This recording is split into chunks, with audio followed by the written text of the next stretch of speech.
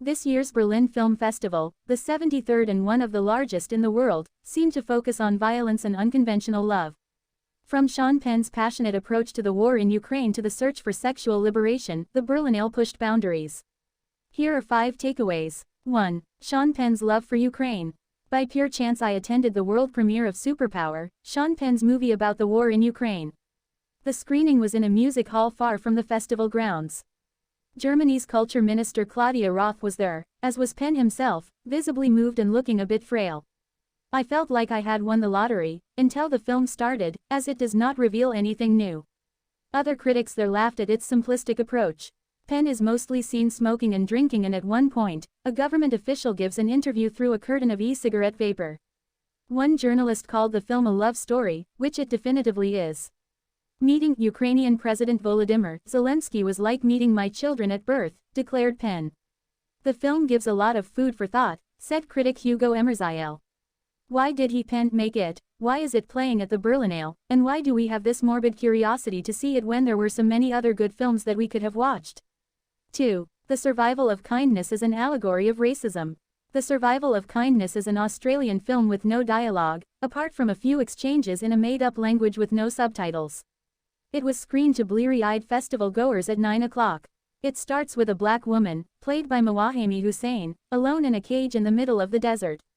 She escapes but faces more misery over the next excruciating hour and a half before returning to her cage to die. The film is an allegory of racism, directed by a white man, Rolf de Heer. At the press conference, a journalist described it as a masterpiece.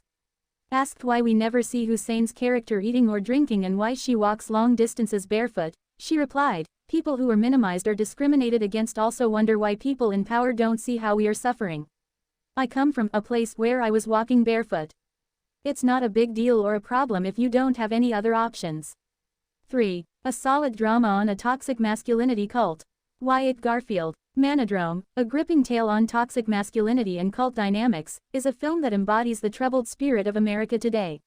Set in a snowy, dark New York City, it puts us in the shoes of Ralphie, played by Jesse Eisenberg, a young man who is about to become a father, but who has money problems and feels no one respects him. He joins a cult led by a charismatic father figure played by Adrian Brody, and things go south from there.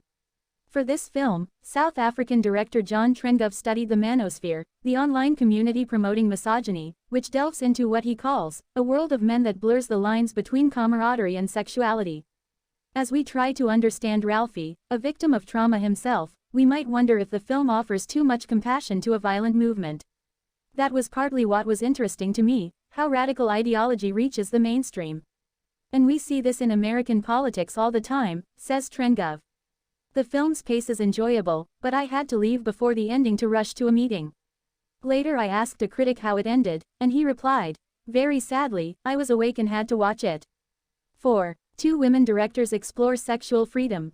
2 films in the competition explore complicated relationships between women and somewhat abusive men. They are set 30 years apart, both are in German and have unusually long titles. Someday We'll Tell Each Other Everything by Emilia Teff follows Maria, a 19-year-old girl who falls for her boyfriend's neighbor, a 40-year-old farmer, who knows how to handle horses and women. We are in East Germany right after the fall of the Berlin Wall, and it is a hot summer.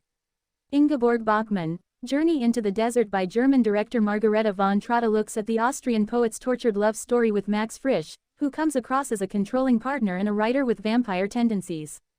He uses his wife as material for his writing. After they break up, in her nightmares, Ingeborg sees a scary dog named Max. She ultimately recovers during an exhilarating trip to the desert. Both films celebrate women's sexual freedom, but it is hard to forget the trauma the 2 protagonists had to go through and the fact that we are still discussing this topic 30 years later. 5. We need to live in the moment. In the 21st century, we are all homo distractus, said Belgian director Ba de Vos, whose film here is a true gem. Even when we are sitting in a dark cinema, we are never really there because the whole world demands our attention, buzzing and making noises on our phones. But then, sometimes, it happens that you are suddenly very aware that you are in a place and that something real is happening. You connect with somebody, In his film, a young, handsome, and sensitive Romanian construction worker named Stefan, who always wears shorts, meets Shusho, a second-generation Chinese PhD student who conducts scientific research on moss and helps her aunt in a small restaurant.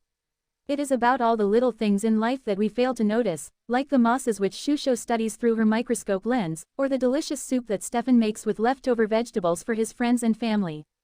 Nothing dramatic happens. It is a slow film that leaves you strangely energized, with a renewed trust in human connections. After researching the Romanian community in Brussels, De Vos said, "I started to understand the danger of making something that would be a film about migration. I am not the person to make that film. But I hope that I am the person that can make a film about a guy with leftover vegetables in the fridge." In that sense, it resembles the romantic and much more dramatic Past Life by Korean director Celine Song, a multi-decade love story about people who left their country, that became an instant festival hit. Both films ask us to be present, enjoy the here and now, and have no regrets.